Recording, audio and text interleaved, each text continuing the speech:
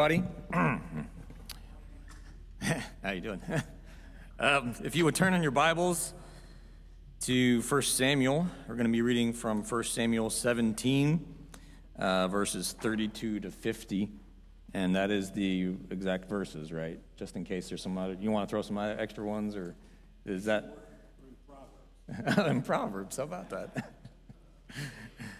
Anyway, 1 Samuel 17, verse 32. And David said to Saul, "Let no man's heart fail because of him. Your servant will go up and fight with this Philistine." And Saul said to David, "You are not able to go against this Philistine to fight with him, for you are but a youth, and he has been a man of war from his youth." But David said to Saul, "Your servant used to keep sheep for his father, and when there came a lion or a bear and took a lamb from the flock, I went after him and struck him and delivered it out of his mouth. And if he arose against me, I caught him by his beard and struck him and killed him. Your servant has struck down both lions and bears, and this uncircumcised Philistine shall be like one of them, for he has defied the armies of the living God." And David said, "The Lord who delivered me from the paw of the lion and the paw of the bear will deliver me from the hand of this Philistine." And Saul said to David, "Go, and the Lord be with you." Then Saul clothed David with his armor. He put a helmet of bronze on his head and clothed him with a coat of mail. And David strapped his sword over his armor. And he tried in vain to go, for he had not tested them. Then David said to Saul, "I cannot go with these, for I have not tested them." So David put them off. Then he took his staff in his hand and chose 5 smooth stones from the brook and put them in his shepherd's pouch. His sling was in his hand, and he approached the Philistine. And the Philistine moved forward and came near to David with his shield bearer in front of him. And when the Philistine looked and saw David, he disdained him, for he was but a youth, ruddy and handsome in appearance. And the Philistine said to David, "Am I a dog that you come to me with sticks?" And the Philistine cursed David by his gods. The Philistine said to David, "Come to me, and I will give your flesh to the birds of the air and to the beasts of the field."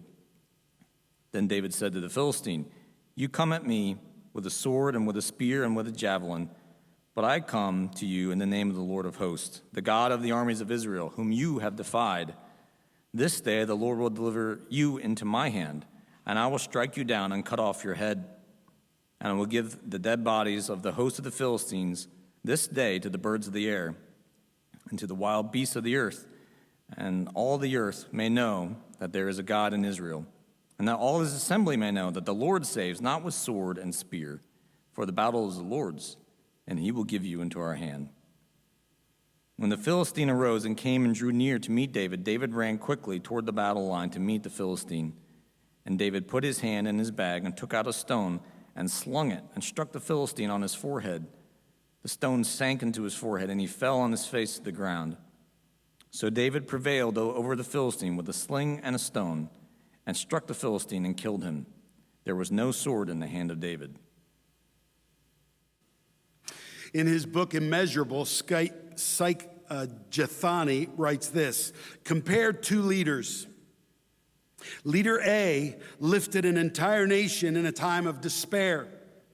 He mobilized his people against unimaginable odds. With a clear vision and inspiring passion, he launched a movement that has impacted literally everyone alive today. He set in motion an industrial and scientific revolution that produced the first computer, the first jet airplane. It began human exploration of space and unlocked the mystery of nuclear energy. Almost every aspect of the modern world has in one way or another been influenced by this man. By the time he died at the age of 56, everyone on the planet knew his name. Without a doubt, Leader A changed the world. Leader B lived during the same era. In fact, he died just 21 days before Leader A, but his life was very different. At the height of his influence, Leader B ran a school with just 100 students. He wrote a few books, but was not widely regarded. He was beloved by his friends and family, and had a reputation for being both intelligent and faithful. But at the time of his death, almost no one knew his name, and most considered his life's work unfulfilled, including leader B himself. So given the choice, which leader's strategies would you rather study? Which leadership conference would you rather attend? The one featuring a keynote address by leader A, or the one with the small workshop in a back hall led by leader B? If you are inspired by the world-changing effectiveness of leader A, congratulations, you've chosen Adolf Hitler. Leader B was Dietrich Bonhoeffer, the German pastor who was executed by the Nazis for his relentless opposition to Hitler. Things are not what they seem. The pursuits that our culture would tell us to follow are not always the best. So what we have here in our passage is two very different people. And we're not even going to talk about Goliath, okay? Even though that was prominent in the story. We have two very different kinds of leaders. We have one is King Saul, who you would expect that by now in the passage would be a great leader of men. And the other one is David, the shepherd, who you wouldn't really expect to be a leader of anything because he's just a kid in this passage. He's just a kid. And yet things are not what they seem. So we're going to look at both of these. So first, we're going to look at Saul. Okay, let's look at Saul. Back in chapter 9 of 1 Samuel, Saul is chosen as king of Israel by Samuel, or God told Samuel to go and anoint Saul with oil. Listen to the description of him. It says, there was a man of Benjamin whose name was Kish, the son of Abiel, son of Zeror, son of Bechorath, son of Aphiah, a Benjamite, a man of wealth. And he had a son whose name was Saul, a handsome young man. There was not a man among the people of Israel more handsome than he. From his shoulders upward, he was taller than any of the people. Saul had three things going for him. First was his appearance. He was handsome and he was tall, both qualities that would have been admired by the people. Those are still qualities that are admired by people. Second, he was unassuming. I don't know that we'll call him humble, but he was unassuming. When the prophet Samuel approached him to anoint him as king over Israel, he didn't feel qualified. This is what he said. Am I not a Benjamite from the least of the tribes of Israel? And is not my clan the humblest of all the clans of the tribe of Benjamin? There's no reason to think that he wasn't sincere in that. He didn't feel qualified. He didn't feel like he could do the job. Then the third one is that he actually had God's hand on him. We find out after all of this that suddenly God's Spirit comes upon him and he begins to prophesy with the other prophets. He is prophesying and God's Spirit is there on him. But when it comes time for Samuel to name the king in front of everyone, they can't find him because he's hiding in the baggage. He's hiding from everybody. So he has all three of these things going for him. That's actually a positive thing. Overconfidence doesn't work well. So these are the three things that are happening. But something is off with Saul. Something's not right with Saul. And it's because I think he operates on his own timetable and not on God's timetable. We have examples of that here in 1 Samuel. In chapter 13, we have this story that Samuel had told Saul to wait for him for 7 days down there at Gilgal. Gilgal's the place, it keeps coming up. We talked about it before. Gilgal's a place right across from the Jordan River, right near Jericho. And it was a place where they met numerous times to renew covenants and to gather the people. And here they are. He is going there to meet with the people. Samuel says, wait for me. I'll be there in 7 days and we will sacrifice together. They're about to launch out against the Philistines. Well, the 7 days go by, and Samuel doesn't show up. And so Saul, instead of going, because Samuel was a prophet of God, and this would have been God's word to him, to wait, instead of doing that, he sees that the people are afraid and they're restless and they're starting to scatter, and he's a leader and he's got to do something about it. Seems reasonable, right? So he is going to go with his own instincts, and what does he do? He starts the sacrifice without Samuel at all. But when Samuel shows up, he rebukes Saul for taking matters into his own hands. And this seems to be a pattern in Saul's life. Listen to how Samuel rebukes him. And Samuel said to Saul, this is chapter 13, verse 13, "You have done foolishly. You have not kept the command of the Lord your God with which he commanded you. For then the Lord would have established your kingdom over Israel forever. But now your kingdom shall not continue." He is not that far into his kingdom. He's following his own plan.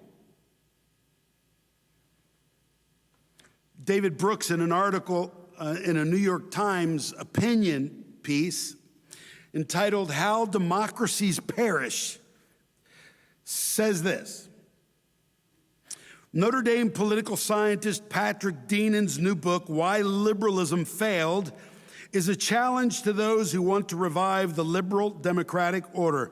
Now, we're not talking about liberal or conservative, okay? We're not talking about our present divide. We're talking about democracy, a liberal democracy that the U.S. was founded on, which is a system that marries majority rule with individual rights. That's what's being referred to here by the liberal democratic order. So this is what he says. Denon argues that liberal democracy has betrayed its promises. Now, you may not agree with any of this, or you might. Just go with me on it. I have a point to make, I promise. So Denon argues that liberal democracy has betrayed its promises. It was supposed to foster equality, but it has led to great inequality and a new aristocracy. It was supposed to give average people control over government, but average people feel alienated from government. It was supposed to foster liberty, but it creates a degraded popular culture in which consumers become slaves to their appetites. Many young people feel trapped in a system they have no faith in. Denon quotes one of his students: "Because we view humanity and thus its institutions as corrupt and selfish, the only person we can rely upon is ourself. The only way we can avoid failure, being let down, and ultimately succumbing to the chaotic world around us, therefore, is to have the means, the financial security, to rely only upon ourselves." So whether you agree with that, whether you agree with the premise of the book or not, the self-reliance part is absolutely true. People are pursuing their own paths for everything. There's actually a poll done by the Wall Street Journal and NORC is, I found out this week, I didn't know this, you probably already know this, it's the social research arm of the University of Chicago, and it did a poll together with the Wall Street Journal about trends in America, and the headline is this: America pulls back from values that once defined it. The values that it is pulling back from are actually values that are plummeting. Patriotism and religion are in free fall. The value of having children, the value of contributing to your community, and the value of hard work are also in decline, according to the poll. A leading theory for why this is happening is the rise in individualism, a me-first mentality that places personal peace and affluence above everything else. So having children would be a financial imposition. Working for the community would take away from personal peace and personal time. People are focusing more on their own racial or cultural backgrounds rather than on what Americans have in common. But there's one category that grew in importance, only one, and it's money. Money. This is according to that poll. I don't think they're lying. There is a huge decline in many, many things. But welcome to the human race. Welcome to the human race. See, this is what Saul did. His life was not about his people or being king. It was about himself and how he looked and how he came across and what the effect he was having on people. He was looking out for himself first, his security, his reputation, his leadership. It was all about him. And in our story this morning, the Philistines and the Israelites, they are lined up against each other on the brows of two hills, and they're looking across at each other. And there's this giant named Goliath who comes out and challenges the Israelites. This is what it says. He stood and shouted to the ranks of Israel, "Why have you come out to draw up for battle? Am I not a Philistine, and are you not servants of Saul? Choose a man for yourselves and let him come down to me. If he is able to fight with me and kill me, then we will be your servants. But if I prevail against him and kill him, then you shall be our servants and serve us." And the Philistines said, "I defy the ranks of Israel this day. Give me a man that way that we may fight together." And the men are terrified, and so is Saul. Their fearless leader is not so fearless. How do I know he's terrified? It doesn't say it in so many words, but look at one of the things he promises. One of the guys says to David, "The king will enrich the man who kills him with great riches and will give him his daughter and make his father's house free in Israel." Saul is desperate. Come, somebody, come and fight this man and save us from this. He is trying to figure a way out of this. He's desperate. He has in Goliath a formidable enemy, right?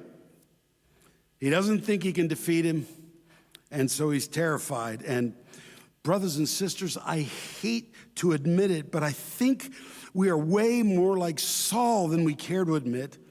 That when difficulties arise, that when we feel threatened, when things that are valuable to us are in jeopardy, it makes us fear.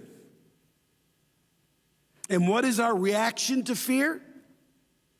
Well, it's not usually to wait or be still or to trust, but it's usually to take the bull by the horns, to try to control, to do everything in our power to change whatever it is that we are afraid of. And when we can't, fear only increases.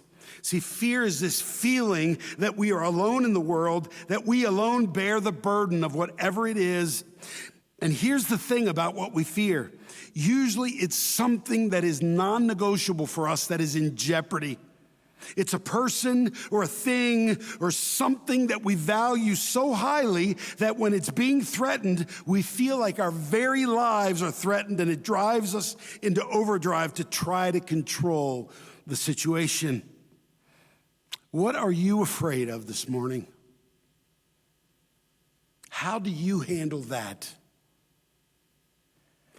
Somehow we need to go way beyond where Saul is. And that brings me to David. There's something very different about David. Of course, he's just a young man and doesn't have all the responsibilities that Saul has. His talk is cheap. He can show up at the place and say, "Who is this guy?" And he doesn't have that responsibility. Nobody's looking to him at all. He's young. But when he hears Goliath talk, he's really angry. This is what he says. "And David said to the men who stood by him, 'What shall be done for the man who kills this Philistine and takes away the reproach from Israel? For who is this uncircumcised Philistine that he should defy the armies of the living God?'" It's pretty strong. But no one takes him seriously because he's just a kid. His brother, Eliab, rebukes him. He basically says, "You act all tough, but your heart is evil. You're just trying to stir everyone up so you can watch the battle. You are in this for yourself. You don't know what you're talking about, David. He's just this kid from the shepherd out on the fields. What do you know? You know nothing." But Eliab really doesn't know anything. See, here's the thing about David. From a very early age, he has learned to trust in God. So even though his brother minimizes his work as a shepherd, the truth is that being a shepherd was hard. Sometimes you have to protect the sheep from themselves. One of the implements of a shepherd is a rod, is a short stick with a big bulbous head like this.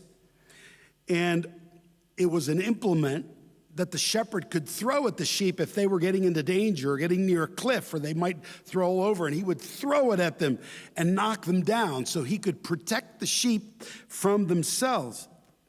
But sometimes the enemy was a wild animal, and it was very dangerous to be a shepherd. There were lions and bears around and that were ready to go after the sheep, and the shepherd was responsible for the safety of the flock. It wasn't easy to be a shepherd at all. And David had been through all of this, and through it all, he had learned to trust in God. But I think that there's something beyond all of this, beyond all just the intense moments of being a shepherd, because those moments of panic or of real danger were probably not as common as you might think. There weren't animals all the time coming after the flock. So I think there's something beyond all of this that David had grabbed a hold of. And I think it had to do with a rhythm of life, or a pattern of life that David has, a life that David had devoted himself to. See, most of the time when you're watching the sheep, you don't have much to do. There's a lot of silence, no cell phone, no social media. No, we wouldn't know what to do with ourselves sitting out there in the dark, couldn't even read maybe.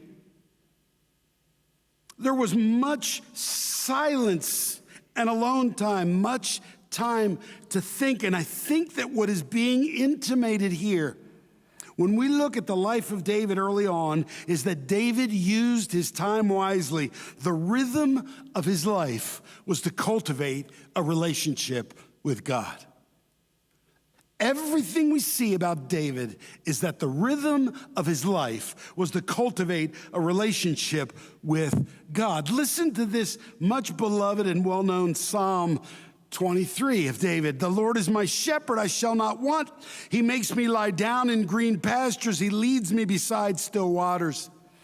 It is God that provides for his needs. He knows that. He looked to him as his shepherd. He restores my soul. It's God that gives him peace and satisfaction and well-being. He cultivated that day after day, night after night, sitting out on the fields, watching the sheep. He leads me in paths of righteousness for his name's sake. It is God that works the righteousness in him. He wasn't depending on himself, but he was depending on God alone, so that this next verse might be true. Even though I walk through the valley of the shadow of death, I will fear no evil, for you are with me. See, because of this rhythm of life, he's positive that God is with him, that God will protect him, that God walks along with him. See, it's this rhythm.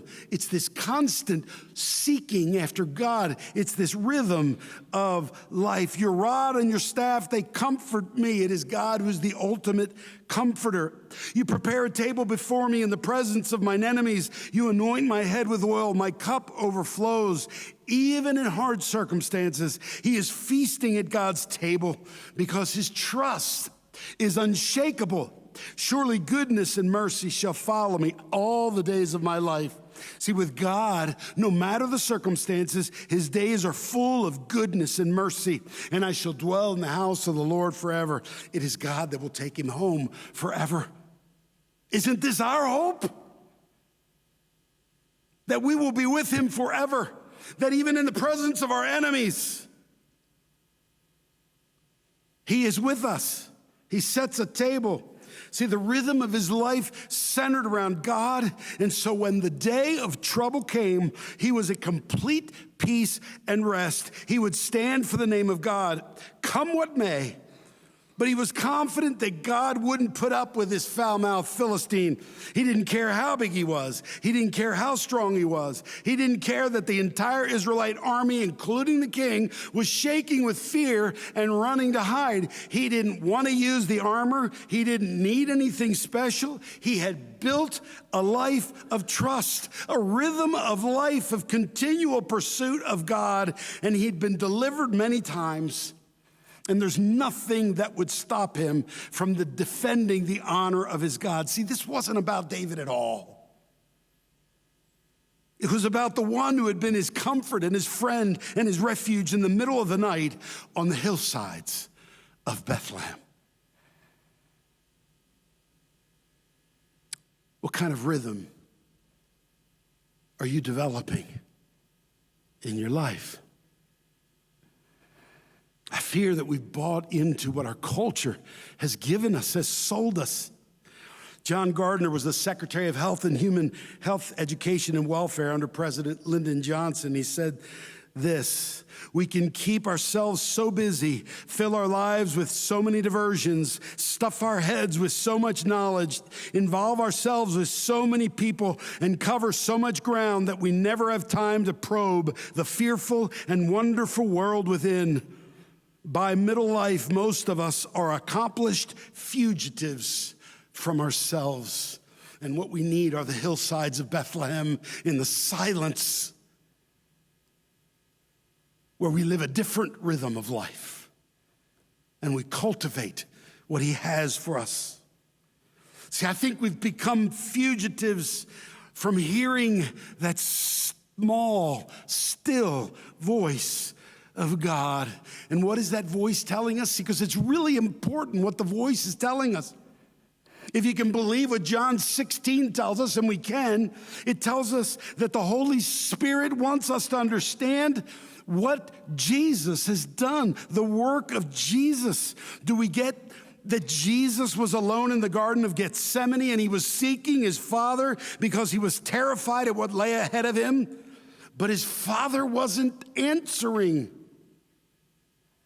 I mentioned this on Maundy Thursday. He was terrified. Jesus was terrified because he got a glimpse of what he would have to face. It wasn't a glimpse of the suffering he would endure on the cross. He knew that. He knew he would be crucified. He knew it would be terribly painful. He understood that reality and he readily accepted that for our sakes. No, he got a glimpse of what it would be like to be without his Father. He got a glimpse of hell. He got a glimpse of what it would look like for him to be cut off for our sakes. And the anxiety made him sweat drops of blood. And yet, though he had to experience hell for us, he went through with it so that we would never have to experience that. You see, in rhythms of life, these truths start to sink down deeper. He did this for me so that he will take me home, so that nothing can take me out of his hand. Nothing can shake me. It doesn't matter what people do around me. It doesn't matter what people are giving me. It doesn't matter the hardship that comes into my life, because I have Jesus, but I can't hear it because I'm too busy. I can't hear it because I got too much going on. I can't hear it because I'm rushing to do this, or I'm helping with this, or giving my kids this, or I'm trying to work to make what I got to make. What is the rhythm of your life? One of the things I've mentioned before is what I long for is that this Sunday morning worship sort of be the first thing that begins to dictate the rhythm of our life for the week. That this is the center point. We start thinking about Jesus. We get reminded of him again. We come to be with him. We worship him, to hear from him. Then we take this with us and we do what we did here every single day. When we come back together again, we go to our own Bethlehem hillside and we hear from him again and again and again. We need this time together.